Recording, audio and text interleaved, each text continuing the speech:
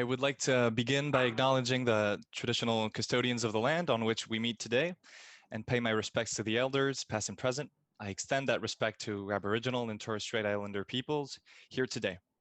I would also like to thank the French-Australian Chamber of Commerce for their help in organizing this conference, Austrade and sponsors of these business days for their support throughout. And finally, I would like to thank you, today's speakers, for sharing experiences and providing some insights on the future of restaurants in a post-COVID society. It is my pleasure to welcome today's speakers. First of all, Andrew Davies, Manager of Local Government Unit, NSW Department of Primary Industries, Biosecurity and Food Safety. Marianne Poiret, General Manager of Four Frogs. Anthony Sebert, General Manager Australia at Répertoire Culinaire. And Manu Feldel, iconic French-Australian chef and ambassador of French food down under. I'm Clément Buffington, in charge of the food department at Business France, which is the trade commission of the French embassy here in Australia. Please bear in mind that this conference will be followed by a Q&A session. So make sure you write your questions in the chat box, and we will also have a dedicated space to ask questions in 15 minutes after we finish this conference. On top of my brief introduction of each speaker, we'll now have a few minutes of roundtable presentations to provide a little more detail about everyone's background and current responsibilities. Maybe we can start with Manu. Hello, hi. Well, I'm Manu Feldel, and what I'm a chef by trade, a restaurateur, and also a cooking TV host. So yeah, and I've got a lot of things that I do, but that's pretty much me. Thank you, Manu. Can we move forward with Anthony? Hello, I'm Anthony. I'm the general manager of a company called Répertoire Culinaire Australia.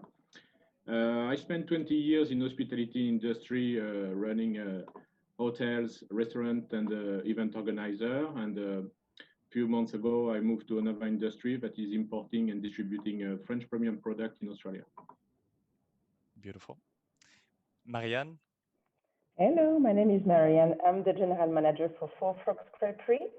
And indeed, me too, I've been in hospitality now for 20 years. And yeah, I'm representing the French crepe tradition today. Thank you, Marianne. Andrew? Hi, good morning. My name's Andrew Davies. I work for the New South Wales Food Authority. My current role is to help local councils with their food surveillance activities. So we're across the food safety issues that apply to restaurants and cafes. In an earlier life, I also worked in catering. I worked in cafes and restaurants a few years back as well. So I have a vested interest in today's discussion as well. Beautiful. Thanks. You're the representative of Australian culture, as we can hear, depending on our different accents as well. As for me, so I represent the French Embassy Trade Commission. Our goal is to support French companies in exporting to Australia and helping Australian food buyers sourcing food products. To do so, we have developed multiple services aimed at facilitating French product sourcing for Australian buyers. Some example of these services are invitations to tasting sessions, invitations to virtual business food events, the online showroom sourcing platform that's referencing and describing over 200 French products aimed for export in the Australian market. Our services are provided for free on the Australian side, and we work with all types of players involved in product sourcing in Australia, major retail, iconic importers, and small-scale restaurant chefs. All right, now we've finished this introduction, we can move on to the topic of the day. As we know, restaurants are an intrinsic and crucial part of modern cities. They provide a way to get together and share a meal while creating experiences with friends and family. This is especially true in French culture, where we benefit from a notoriously long lunch break. I believe we have the longest lunch break in the world, and where food is a central part of our identity and way of life. As we know, the industry has been strongly impacted by the recent COVID pandemic, and restaurant owners have had to adapt in order to keep their business going. We will try to study some of these challenges that have appeared with the pandemic and discuss how the different parts of the restaurant chain have adapted. So we're going to look at the entire or part of the ecosystem and try to study how shifts have been going on in this space. So this conference is built in 5 different themes. The first theme, to set the basis, is going to be based on the legislative side. So I will give the floor to Andrew to have a little presentation of how the legislation has been impacted by COVID. So first, there are some similarities between COVID-19 safety plan requirements and food safety standards for cafe, etc. Andrew, could you talk about that, please? Yeah, well, thank you very much. Just a bit of background quickly. The New South Wales Food Authority, state agency that oversees food safety. Generally, where you'll find Food Authority staff would be in your non-retail environment. So that would be importers, manufacturers, distributors, those types of businesses. But where you have a restaurant or a cafe or a food court or a mobile food van, for example, the Food Authority appoints local councils to oversee food safety in that area. So that's just a little bit of background there for you. We have food safety legislation, of course. We've got the New South Wales Food Act. We've also got the Food Standards Code.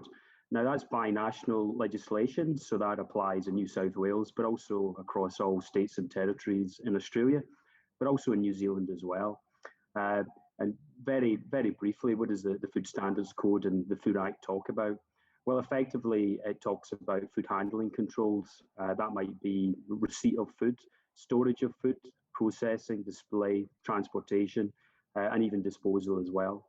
It also talks about health and hygiene requirements, also cleaning, sanitizing, maintenance of equipment, pest control, those types of elements as well.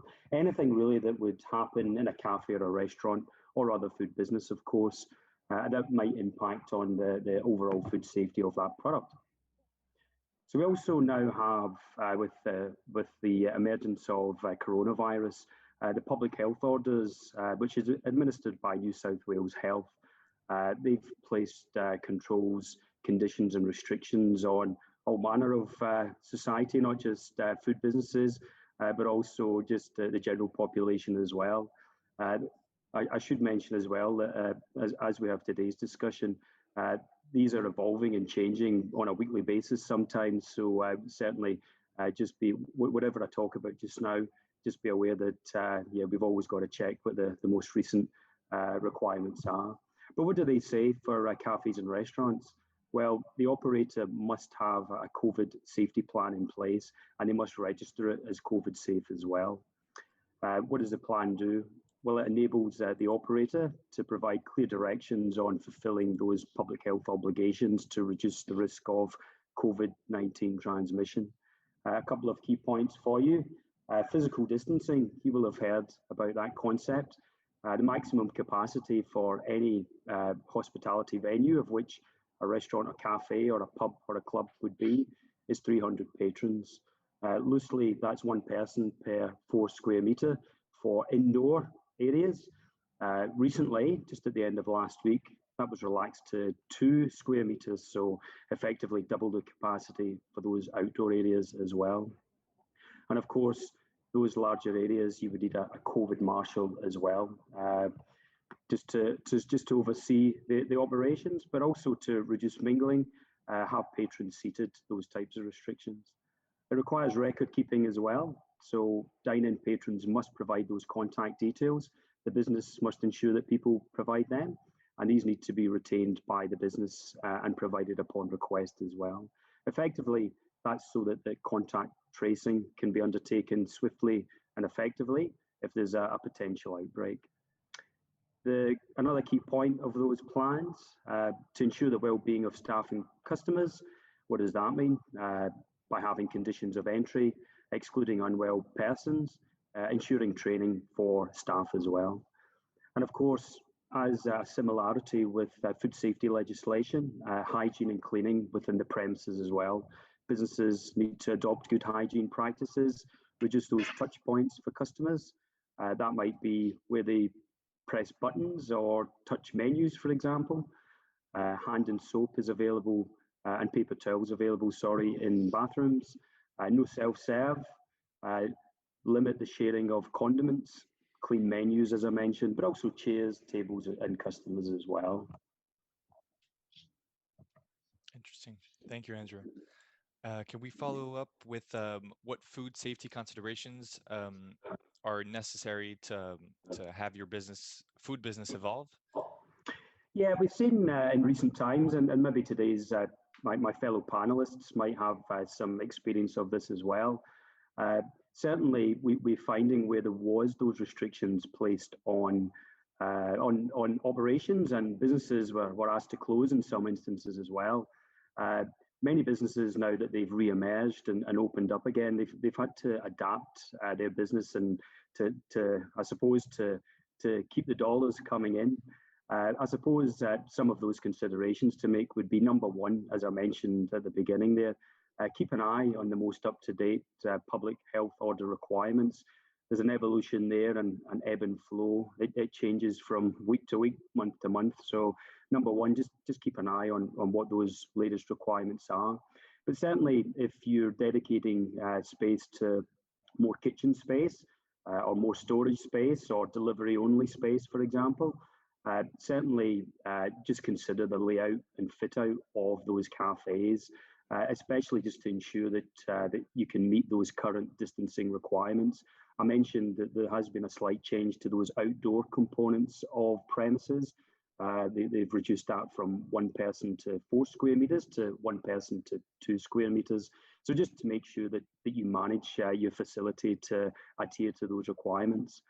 Staff training as well, certainly ensure that staff have adequate training, both in food standards code and food safety requirements relating to proper and safe preparation and handling of food, but also for COVID training as well, of which there is some available, and I'll talk to that a little bit later. Ensure there's adequate cleaning and hygiene and cleaning, sorry. Effectively, you'll see the public health orders have put a real focus on hygiene and cleaning of not only the facility, but also a real onus on food handlers to ensure that they are spotlessly clean as well. I mentioned many businesses in our experience have opted to pursue new operations, and that might be moving over to delivery only or selling ingredients, for example.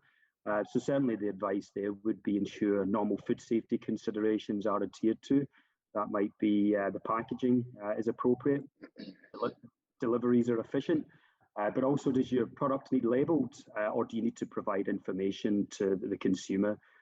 Food allergies are a very big issue here in Australia, so certainly if people are asking your business about, is there nuts or gluten or milk or eggs in any of these products, just make sure that staff are across the ingredients of those products. And also, is there a mandatory requirement to declare them either by labels or perhaps on the telephone, and they take the order? Thank you. This is very interesting as well. You've touched on online sales and Uber style businesses, which is developing at a huge, very fast pace here in Australia. So I'm guessing it's going to be crucial on your side as well to help figure that out. It certainly is. And one key point there is if it is a new business, for example, if you are moving over to Uber Eats or Deliveroo or another delivery type platform, just ensure that that local council is aware of your operation. Notify is the terminology. So there's a legal requirement to notify the local council or food authority if you're not a retail business of your operation. And just to reiterate, just to ensure your premises and equipment meet those standards as well. Where we have delivery, for example, only, consideration should be made towards, if you're selling hot foods, to make sure that the delivery component will permit that food to stay hot, but also cold as well. There's many foods, oysters, for example. There seems to be a trend in delivering ice cold oysters. So again, if there's a delivery and it's perhaps on bicycle, there should be some consideration about maintaining that temperature control and making sure that those deliveries are very efficient. If you're developing your business perhaps from home, which we see more of, certainly talk to your local council. There may be some planning legislation requirements to adhere to as well. Thank you. I think this will be very helpful for viewers that are considering opening their business online. You've evoked that the legislative part evolves as does the COVID situation here in Australia. Where would you recommend getting some quality information about COVID-19 information and food safety that's related? Yeah, great question. And I think, this is just a basic snapshot from me to kind of give you those key points. The best advice is to seek comprehensive advice. New South Wales Health is the kind of source of truth, to my mind, where you'll get your latest advice. There's a plethora comprehensive information on their website, which is reiterated with links to Service New South Wales as well. That's where viewers will be able to identify those COVID safety plans. There's pro formas on there, and also you can register your business as COVID safe at that location as well. The Food Authority links to that material as well. We have very good information, basically a bit more in depth on what I've provided as it specifically relates to cafes and restaurants, but also links to other agencies, which might be the Federal Department of Health, Food Standards Australia, New Zealand, which gives that flavour for cafes and restaurants as well. The Food Authority developed COVID awareness training. It's free and voluntary. It's a self-guided course. You get a certificate as well if that's of interest to you. That would take about 20 minutes to complete. The link is on the Food Authority website, as well as a host of other resources as well.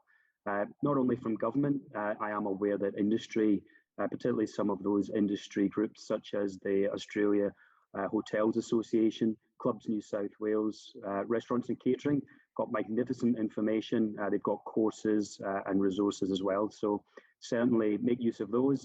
And if all that fails, contact local council, contact Food Authority. We'd be happy to talk to you as well. Thank you, Andrew, for establishing and reminding us of these guidelines and recommendations. Understandably, restaurants have been directly impacted by these said guidelines. I believe because we have speakers here today that are restaurant owners, maybe they would like to ask questions as they have a direct link to you. That would be convenient, if that's okay. Sure.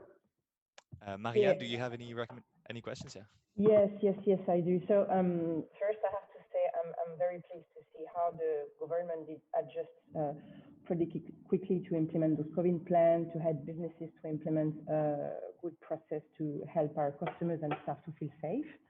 Yep. So even for me as a general manager, it was like very good having those documents and helping me and guiding me through the process of how could we keep our business running and having those safety environments for everyone. So that was a very important point.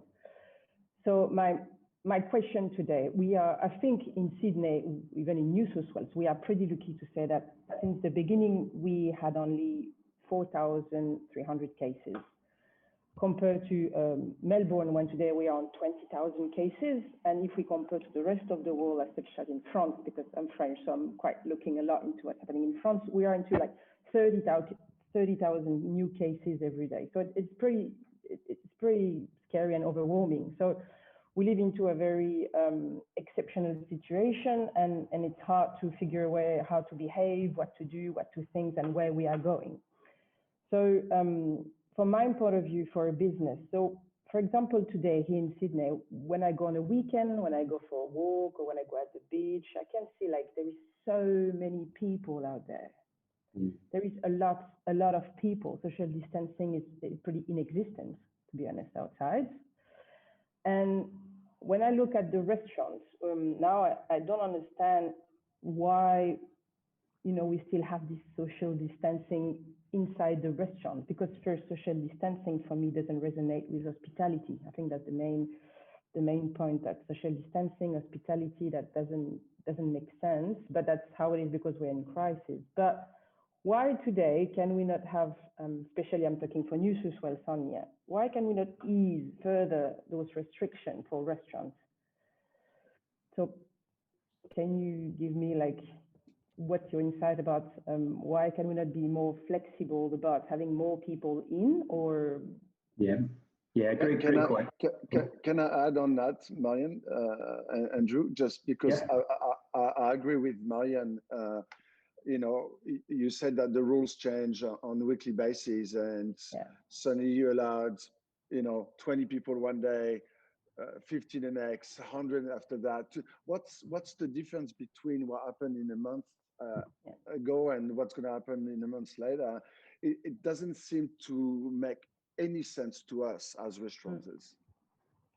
Yeah, great questions. And I suppose I don't have an answer there for you at all. I suppose if you take one view, take a lens towards Victoria, it shows you how quickly the spread and transmission and the impact that can have across the community, and certainly across society in general, and not so much a focus on cafes and restaurants.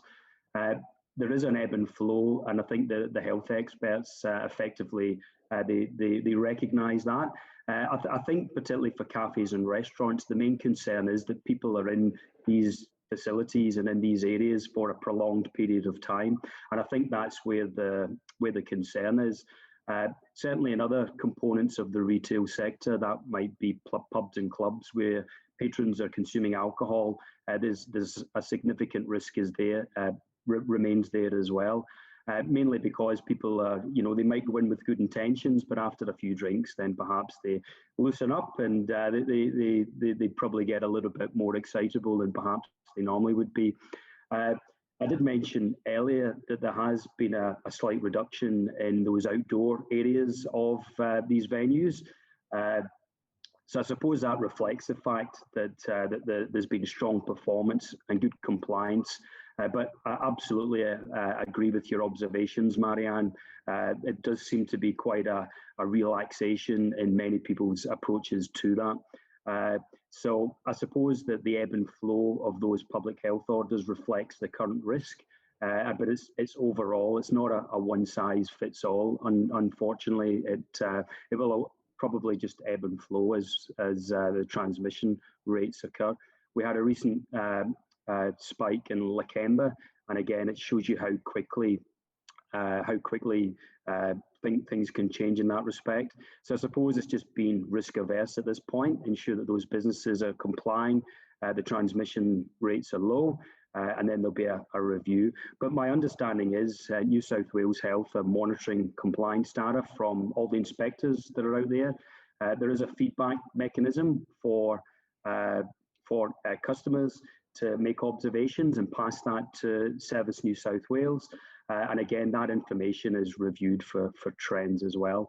I will just add as well, there's over 50,000 retail food businesses in New South Wales.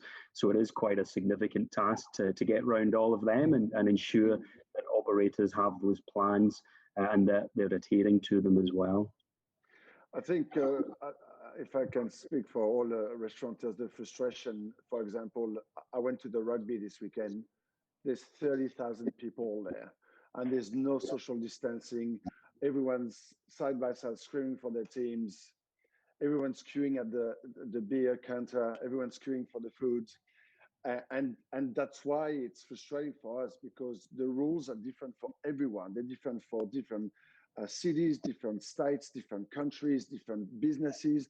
And that's where we get frustrated, because the restaurants in Victoria now are suffering so hard that maybe more than 50% of them will never survive again. And it seems to be a balance between COVID and the economy, and we don't know which way we have to balance. And that is really hard to really understand. Yeah, I don't have an answer there for you, Manu, I'm afraid. I absolutely agree. I think as you look at it holistically, there's a lot of contradictions in there, absolutely. I suppose just when it comes to retails and cafes, if you can have it really managed efficiently and effectively across transmissions, across the entirety, maybe that's the best way it can be managed. But yeah, I absolutely got the same observations as well. Yeah. So I have a couple of other questions for you. So if we are focusing today, because I have 4 frogs that have 4 shops located in different suburbs. And we do have one in the CBD. And as you're aware, all the restaurants in the CBDs are absolutely suffering compared to the rest of the suburbs. So at the moment, we have no international tourism. We have no one, I mean, most of the offices are empty. And I was wondering, maybe that it might not be your department, but the government strategy about how do we bring back people to the CBD? Like when at some stage we will bring back people to work in the office. I mean, how does it work? Because if we talk about not reopening international border before a while, which means not much tourist goes in the CBD, and if now companies decide to leave people at home to work for 3 days a week, how the restaurants are going to survive there? What would be the idea, the plan for the government to help the restaurants in the CBDs? Yeah, I think we're waiting on further advice about international travel, aren't we? That's a significant problem, and I absolutely accept that as well. I know from my own observation and my own insight, the state government, the New South Wales state government, is now encouraging, or shortly will be encouraging, the public sector employees to get back into the office when it's appropriate to do so. So hopefully that type of initiative would get more of those workers back into the CBD particularly, and stimulate those cafes and restaurants at lunchtime and after work drinks and whatever. Regarding a kind of bigger, broader plan about stimulating the CBD and getting people more generally back into work, I don't think we've got there yet. We're still waiting on further advice about when that's appropriate to do so. Yeah, because I guess the issue is not only for Sydney, it's for all big cities, for even Brisbane. CBDs are the place to avoid because of the contamination. I mean, it's pretty difficult. Yeah, it is, and I think it's the impact of the lack of international travel is a significant problem. But yeah, I think we just need to wait on advice. I mean, worst case scenario is if we do relax the regulations and the approach that's been taken, we could end up like Victoria pretty quickly, which would probably be in a worse position than what we're in just now in Sydney. Fair enough. So, and I've been trying to think about what's going to happen next year, at the end of the year, or maybe in 2 years' time, because with the situation, it's pretty uncertain, so it's pretty hard to, plan a long ahead, So what's going to happen, like when we're going to reopen the international travelers, or when winter is going to be back, which means the virus is going to be here to stay, same as the flu. So are we going to face a lockdown again? Are we going to go through all of this again? So that's something that it's really hard to understand or imagine. What's the, I mean, you might not have the answer, but the plan is what we're going to do. So we're going to reopen the borders, and then what does the government think about any specific plans or any? I've not seen any plans at all. I think the particularly the federal government, they're just waiting to make sure it's appropriate. I mean, whether we have to wait for a vaccine before they can just open the borders and let people back in. I don't know if there's a master plan at the moment. I suppose the thinking is to get the local transmission rates low. We saw, very strong performance in New Zealand and Western Australia, for example.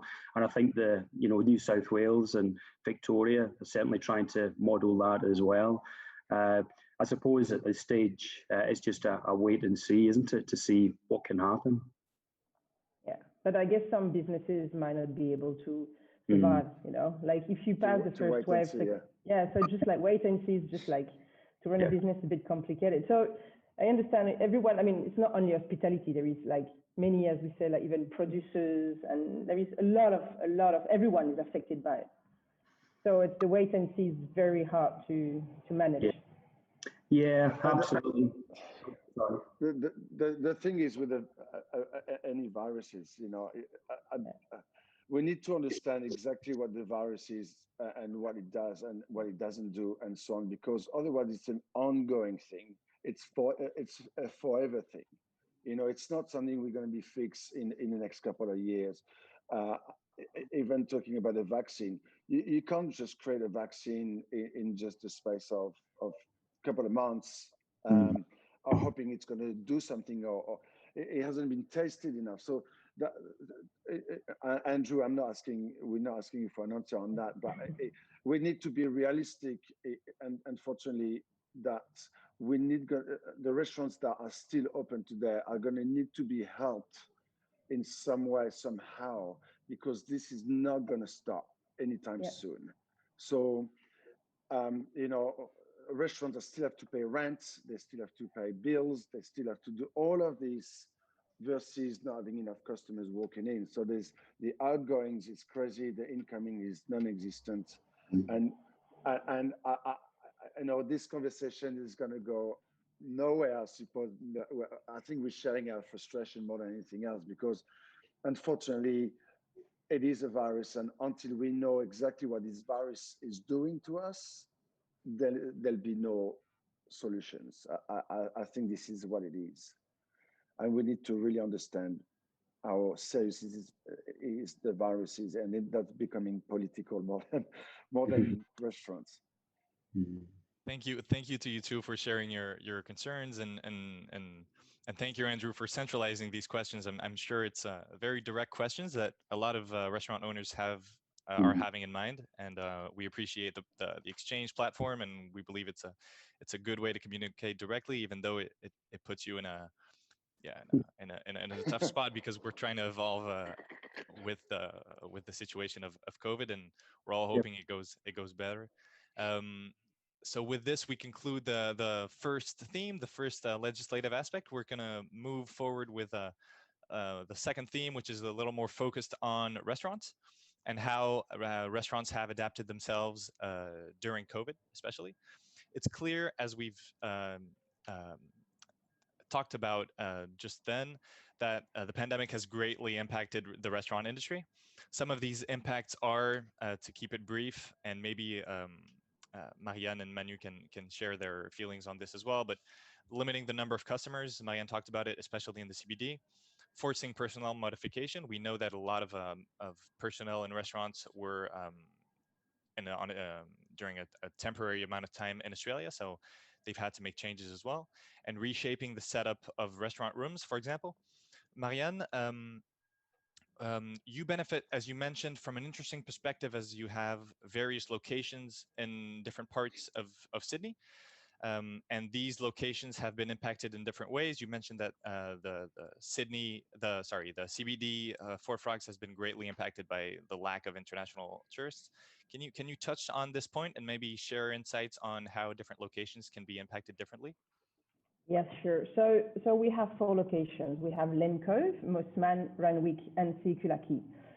So when the pandemic started, so I guess everyone was pretty unsure of what's going to happen, what we have to do. So I guess we did our best to first secure the staff. We had to close 2 of our restaurants.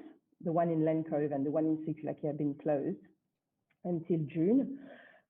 So we did our best to help our staff to keep that job, because basically we had a lot of our staff were having a working visa.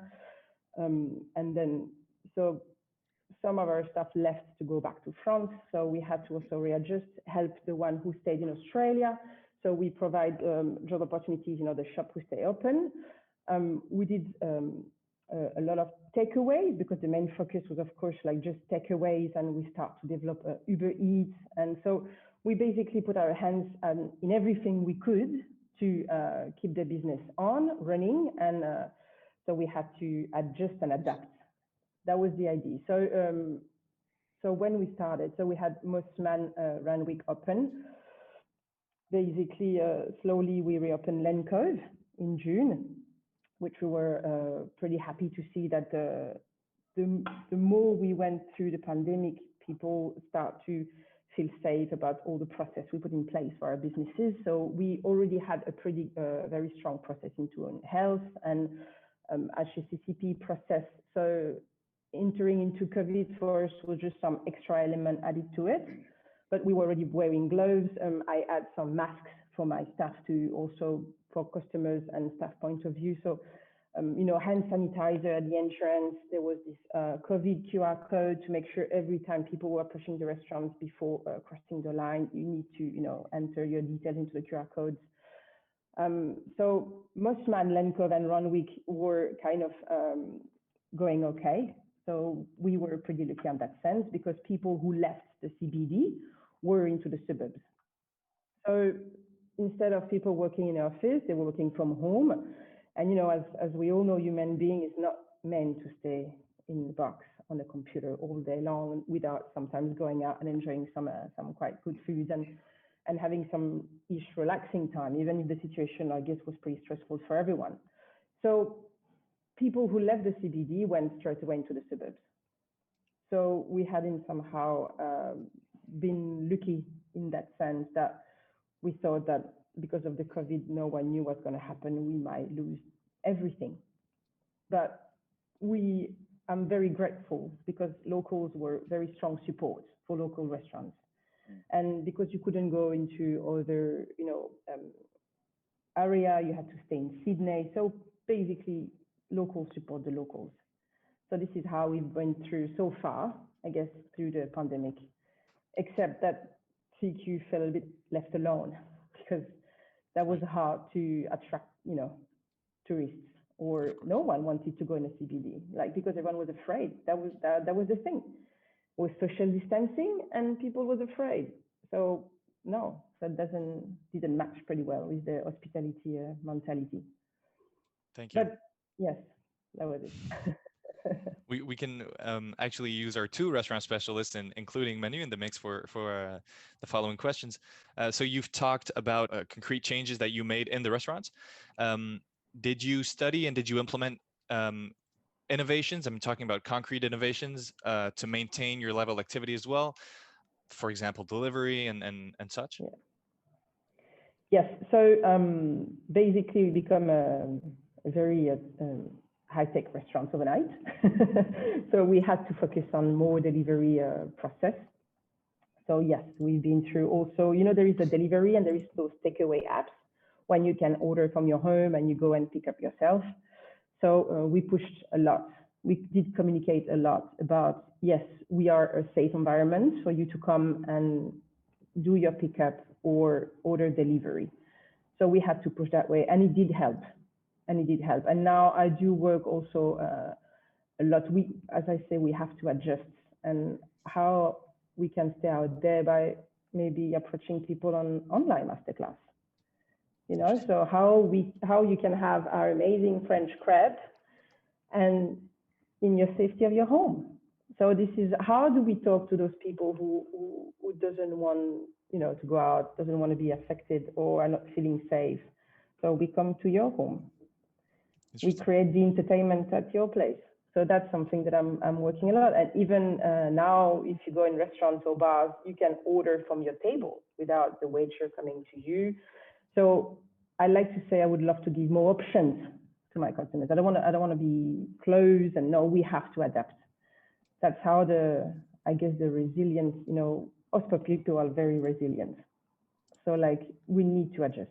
That's the crisis. So instead of sitting there and wait to see, we have to make the move, and in order to make the business, you know, running, because we have maybe around 40 staff today in 4 Frogs, and then I will do my best to make sure to provide also a work for everyone. Because now we talk about COVID, but before that we had the bushfire crisis. So the crisis started already last year. So I mean, thousands and thousands of employees and restaurants have been affected, and I'm a real true passion is hospitality. So, and nothing on earth I will give up, because I give my 20 years of my life into it. And now we've been through a lot, and I'm sure we'll go a lot, but we will keep going. And I'm going to push 4 Frogs into a more tech nation. Now we are. Let's open our mind into a new way. We had to rethink. We had to rethink the business. It is the time. Maybe it's a good opportunity now to you know, reconsider everything and say like, okay, let's adjust, and then yes. Thank you. It's a great cue to my next question. And just to go back on the online classes, I can't recall, it's the French in me talking, but I can't recall the number of times I've made crepes in my house since the beginning of COVID. And I'm sure that a lot of Australians would appreciate the classes and be able to make these great products at home directly. It will be on pretty soon, and believe me, I will send you a beautiful link for you to connect and have Thank you. So my next question would be still addressed at our restaurant specialists. So you've talked about the changes you've implemented, the innovations. Do you have some advice that you could give other restaurant owners that are watching this conference to keep their activities running prolifically? I'm guessing adaptation is a key word there. Well, advisors, I guess I don't have the secret miracle for making things happen. But first of all, is we need to keep hope. We need to keep hope and pushing and open our mind into new ideas. So that's I think change is always scary, right? And then now everything is quite insecure, and I guess every day we're asking ourselves, like, what's going to happen in 2 weeks, 3 weeks, and what if Sydney has become like Sydney? But the thing is, it's not time to be scared. We have to act. So I guess now we do have many suppliers and opportunities, and who give us tools to improve our businesses. So every day I read further. I've never been so much connected to the government website since the pandemic. So I read a lot, and I try to inspire myself with what other people do and how it could help us. And we have to try everything. We have to try. We cannot just wait. So it's basically people have different businesses, fine dining, casual. So it's about what suits you the best, but we need to try different options. The normal, what it used to be, it's not anymore. And I guess it will not be there for maybe never come back. So innovation. Innovation, adjusting, and technology. Somehow, if we want to connect people who doesn't want to go out, so we need to attract them, or we need to contact them by another way. I see. We're going to talk a little bit more about this through the next theme as well. Just as a final question, that's also a broad question. In a more general manner, we talked about social distancing guidelines that are influencing restaurants and retail in major ways. Do you believe that the future restaurant will be an enormous space, or actually just increase in the square footage in order to respect these social distancing guidelines and have as many people as the pre-COVID era? Or are we going to move to smaller restaurants and have a more exclusive experience and dining? What are your thoughts on this? I guess now, as I said, for me, social distancing is not here to stay. People, 100%, we love being with friends at the table, having as a French, with a long lunch and some amazing wines and cheese and charcuterie, the typical pictures. But no, I do think that we will come back maybe into more something authentic. I'm pretty sure now people are going back to locals and enjoying, what they feel secure with. Like, you go in a restaurant, all our lives have been so much, everything changed. So what we knew, the way we were living, everything is completely different now. So I think that they are pretty much looking for something when they do recognize, their value, when they feel like family again, sharing time. So I don't think like big restaurants with like 400 or 500 seated will come back as strong as before. I don't think so. They will be looking for something more, I guess, authentic. It's just my personal opinion. I'm not like, but people need to feel, go back to straight to the source, as I will call, for a while. I think if we stop the French to go out and have dinner, we're going to have another French Revolution. For sure. Yes, but the good thing is, Albert, we have now a strong focus on made in local. I think every country in the world, they do have to get this strong on made in local, and how do we support each other. As a restaurateur, I do my best to have like most of my produce made in Australia. We bring the French skills, our knowledge into the French crab, but we use the made in local produce. Right. That's a great perspective for restaurants, if we can indeed move to something more authentic and having really human contacts between everyone involved in the restaurants, obviously after the social distancing guidelines are done. I think we're all, especially coming from a French background, I wouldn't say scared, but apprehensive of a future where we would all dine in food courts and malls. That would not be what we're looking for. For the next theme, we're going to focus on the restaurant ecosystem. So the line, these questions will be targeted to Anthony. So Anthony, you work at Répertoire Culinaire. You're supplying food and great food, if I may add, to restaurants. Can you tell us how important were restaurants in your pre-COVID strategy? Yes, thank you. So as an importer of French premium produce, the hospitality is our core segment. We supply the three main hospitality actors: hotel, restaurant, and caterers. Before the COVID, the hospitality group was representing about 50% of our turnover. And restaurant by itself, it was around 20%. Wow. And since end of March, restaurants became 5%. So Sydney is a bit better than Melbourne, as they were less restricted, but the atmosphere has been a bit chilled during the wave 2 of Melbourne. Sydney was looking Melbourne closely, and restaurant owners did not want to launch their business 100% in case of the second wave would reach New South Wales. Since this over restriction, we can see that the orders from restaurants are growing up after a week, and this segment will recover quicker than caterers and hotels that are still very low, unfortunately. Interesting. So COVID has impacted completely your day-to-day operations.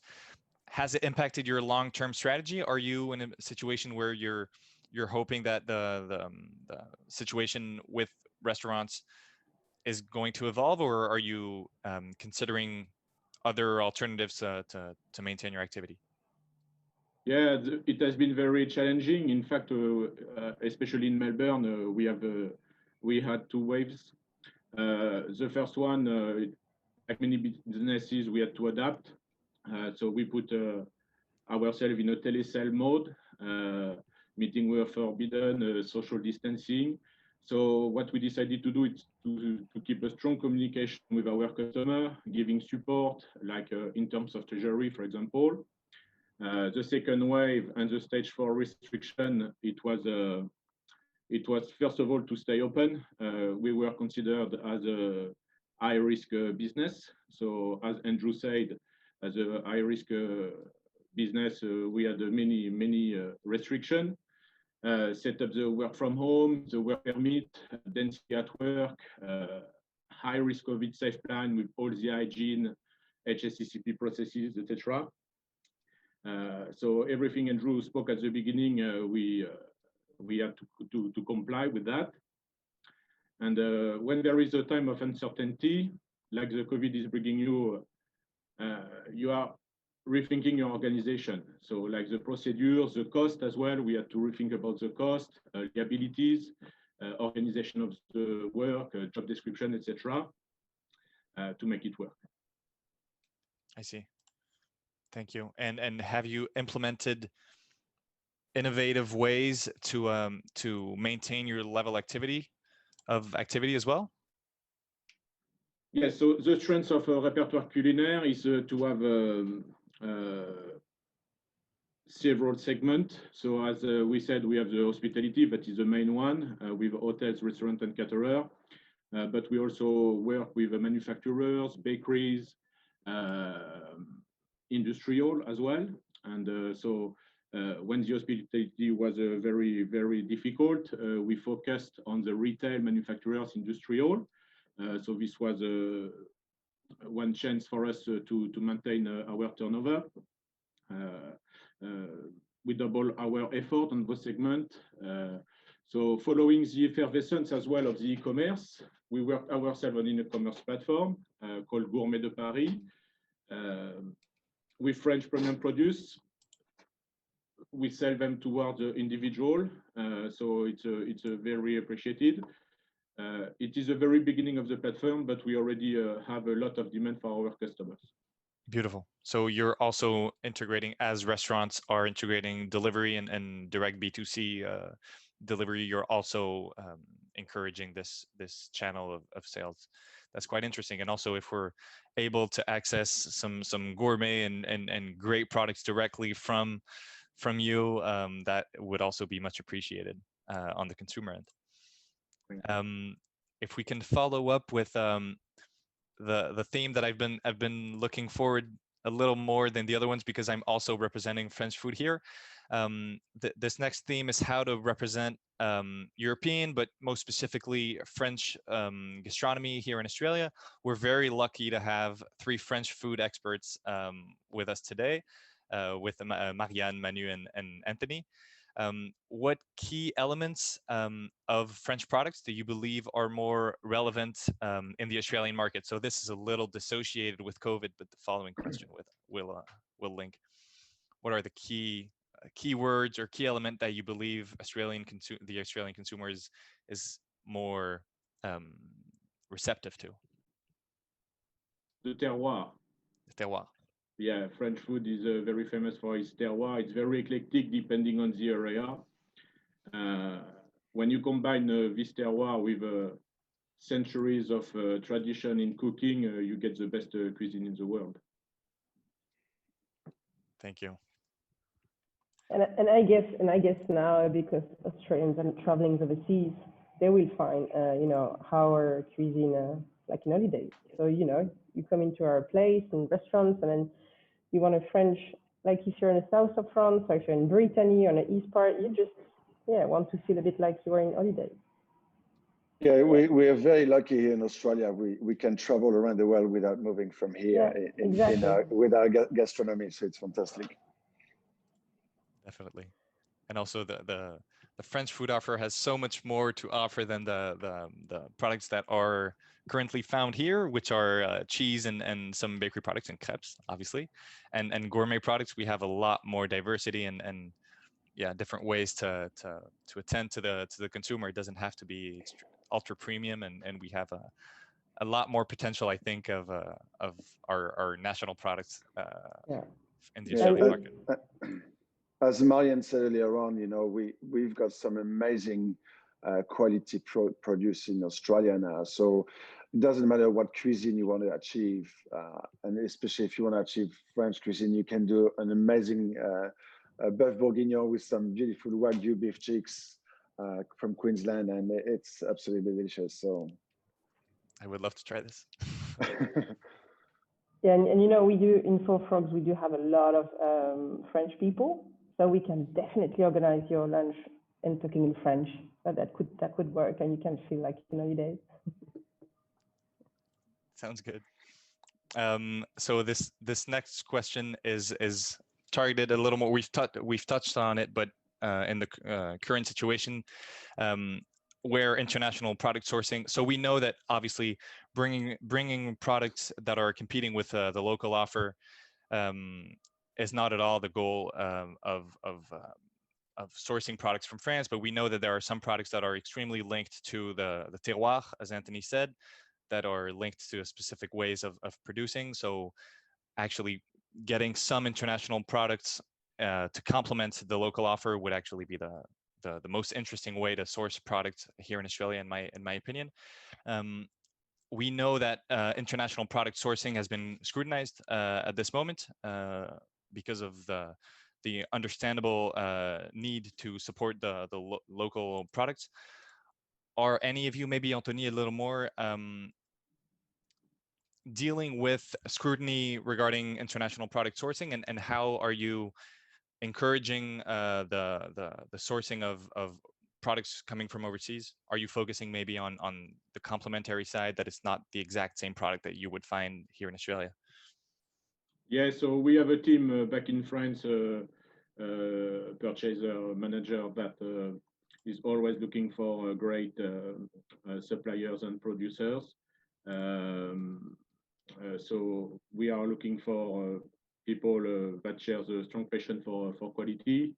But yes, we are always trying to find new ways to find those beautiful producers. And with you as well, Clément, with the online showroom, it's a great opportunity for us to discover new producers. B2C website, all that are pumping everywhere, permits to have this strong visibility as well. So yeah, we are working on every side for the supply chain. I see. And also for the Australian consumer that know the Munster, for example, or some of our cheeses that are not the Camembert and the Brie, that you also find local alternatives. Maybe there are some ways to encourage the Australian consumer to discover some more of our smelly cheeses and delicious ones. Yeah, as we said earlier on, there's amazing produce in Australia without a doubt, but there's things that we can't get here that we get in France, and the cheese is one of them. There's a little cheese shop called the Petit Louvre in King's Cross, and you go in and you come out with $300 worth of cheese because you just want one of each. Definitely, good heads up. We'll be heading toward this shop. We'll move to the final theme of today's conference. This one is a wrap up and trying to provide perspectives, looking into our crystal balls for the future. First of all, Scott Morrison announced that international travel to Europe will most likely be postponed until 2022. As we said, this might change in the future, but for now, these are the guidelines. Can you sense more interest from the French community here in Australia toward French products? They would usually be able to travel and go on vacation in France to source these products. Can you see a regain of an interest of the French toward their products here in Australia?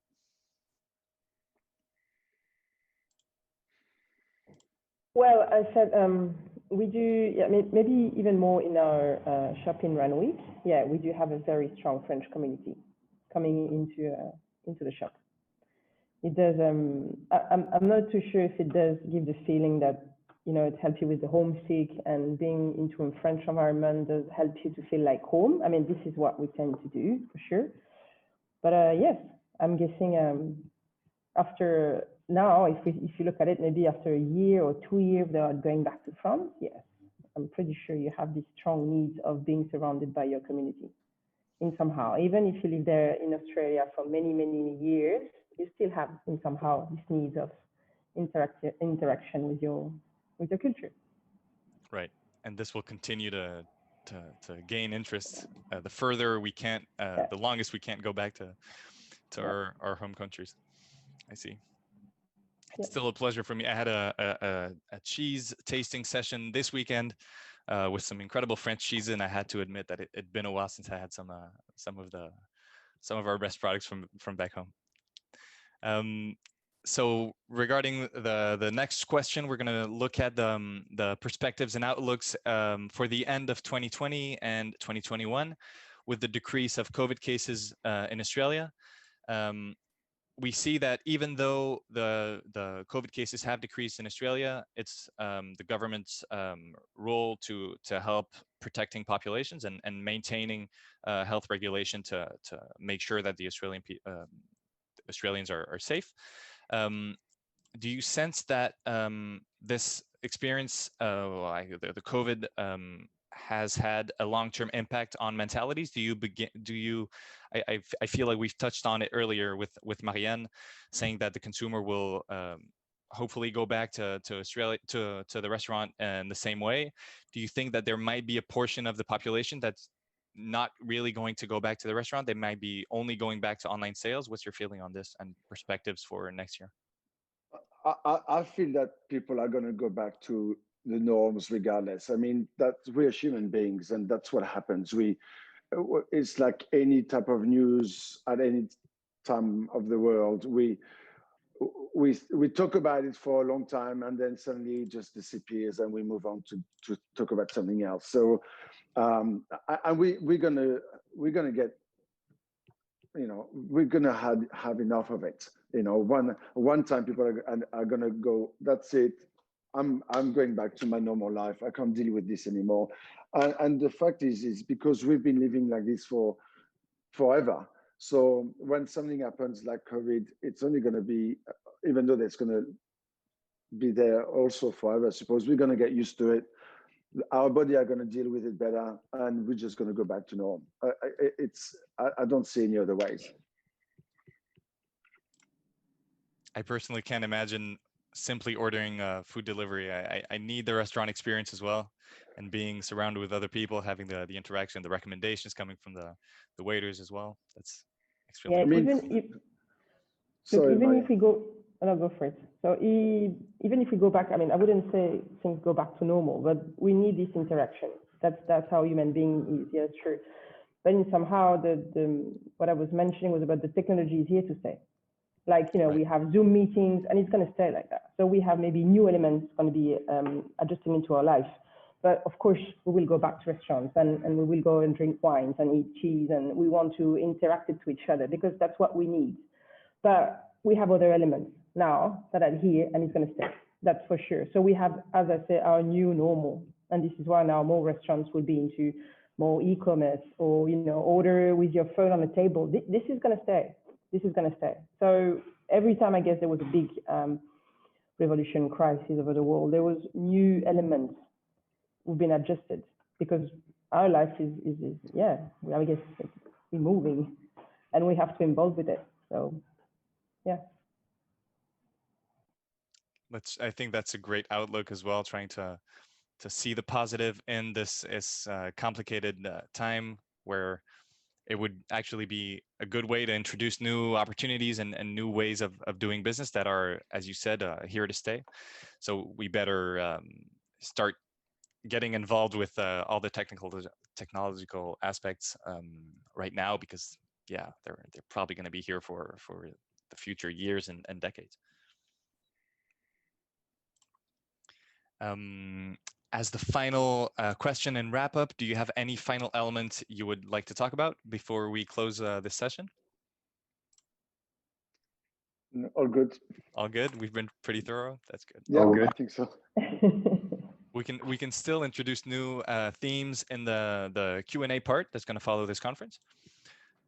So in conclusion, on behalf of the French Embassy and the French-Australian Chamber of Commerce, I wanted to say a heartfelt thank you to all four of you for participating in this session. I hope we can collaborate soon on promoting delicious products down under. I would like to thank all of today's viewers as well. And following this discussion, I hope you found it as interesting as we did. Let's move forward to the Q&A session now. So you can write the questions in the chat box, and you can move to the dedicated platform by following the link that's in the chat now. Thank you, and see you soon. Thank you. Thank you very much.